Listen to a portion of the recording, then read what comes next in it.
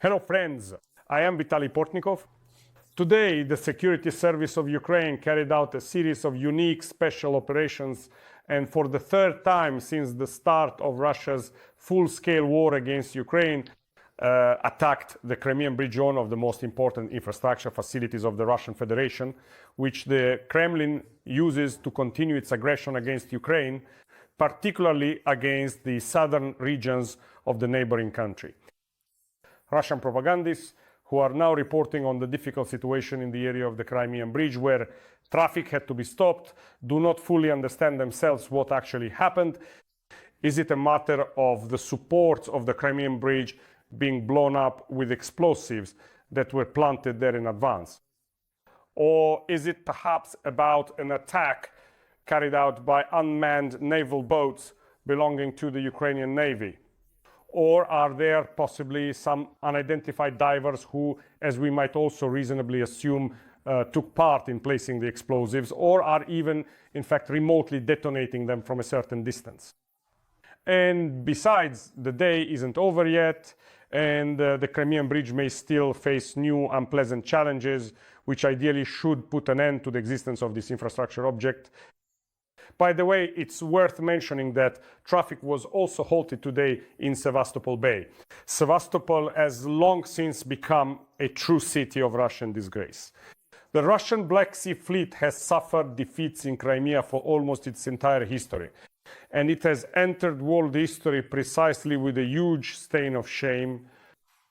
In the Russian-Ukrainian war, the fleet upheld its reputation when it was forced to relocate from the base of Ukrainian Sevastopol to the base of Russian Novorossiysk, where it remains an important element in destabilizing the situation in the Black Sea. However, the opportunities provided by the base of Ukrainian Crimea are, of course, not available to the Russian criminals in naval uniforms. The Crimean Bridge remains a legitimate target for destruction by Ukraine's defense forces. Firstly, because this infrastructure facility was built without any agreement with Ukraine in Ukrainian territorial waters. After the Russian Federation, led by the criminal Putin, carried out acts of occupation and annexation of this Ukrainian region in violation of all norms of international law and even the constitution of Russia itself, which Putin, with the enthusiastic support of his chauvinistically deranged population, gladly violated. Secondly, because the bridge is used to transport supplies needed by another criminal terrorist organization, the so-called armed forces of the Russian Federation, which are used by Putin and his entourage not to defend the Russian Federation, but to conquer foreign lands and terrorize the population of Crimea itself. The residents of Crimea have become hostages to Russia's aggressive actions, which began not even in 2014, but from the moment a Russian naval base was left on Ukrainian territory in Crimea base, that for all these decades has been a true instrument of terrorism and destabilization, not only for Crimea, but for the entire Black Sea region. That is why it is so important in the future to eliminate the Black Sea Fleet of the Russian Federation, at least from the territorial waters of Ukraine.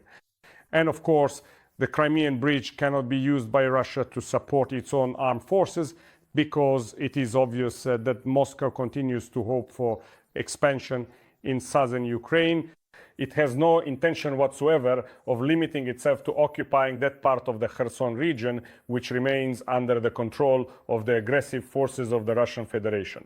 It is clear that Moscow's ambitions are much more serious. Not to mention that the very maintenance of the life support systems for the occupying forces and the collaborationist government apparatus in Crimea, which is carried out via the infrastructure of the Crimean Bridge, must also be effectively and confidently stopped in order to demonstrate that the Russian Federation does not have and cannot have in the future any real control over what happens in the occupied Ukrainian territories. And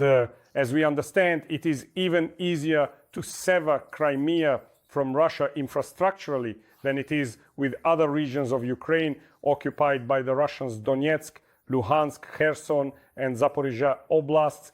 for which Russia continues to fight, including by using those routes that pass over this vile bridge. Of course, this new operation once again reminds the Russians of another one of their disgraces, which they try to downplay in their own information space, the destruction of aircraft of the Russian Federation at airfields used for the constant bombing of peaceful cities and towns in Ukraine, for the killing of women and children, for other crimes that are in fact the very essence and purpose of the existence of the armed forces of the Russian Federation, and it seems of the Russian state itself, which, as we have all become convinced over the past 3 years, is simply a terrorist organization pretending to be a state entity in order to avoid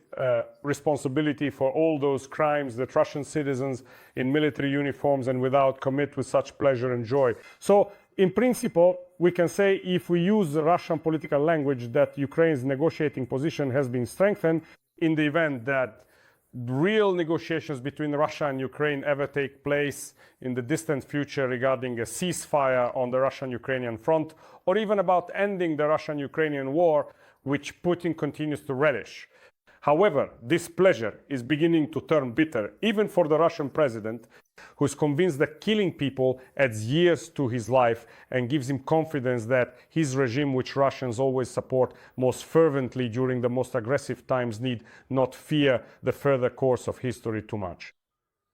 When Russian presidents witness the destruction of their own aircraft or infrastructure objects, which serve as symbols of their aggressive capabilities to those around such rulers, or even to the citizens themselves, filled with hatred and aggression, a question arises: is such a Tsar truly legitimate, and shouldn't they find an even more ruthless and savage leader for the Russian state, one who would not allow strategic objects, bridges and aircraft to be harmed? After all, as we know, it is precisely for these things that ordinary Russians are willing to live in poverty and without prospects. And Putin understands perfectly well that in order not to lose any more important sites that are symbols of Russian aggression, it might be worth considering not continuing attacks on Ukraine, but rather thinking about that very ceasefire, which for several months now the American President Donald Trump has been urging him to agree to so far, without any real results. Thank you, friends. Stay on this channel, subscribe to it, follow me on my social media and on my Patreon, Buy Me a Coffee and Donatello channels, which help support and develop these resources. Make use of the sponsorship feature right here on YouTube. Wishing you victory and peace. Good luck.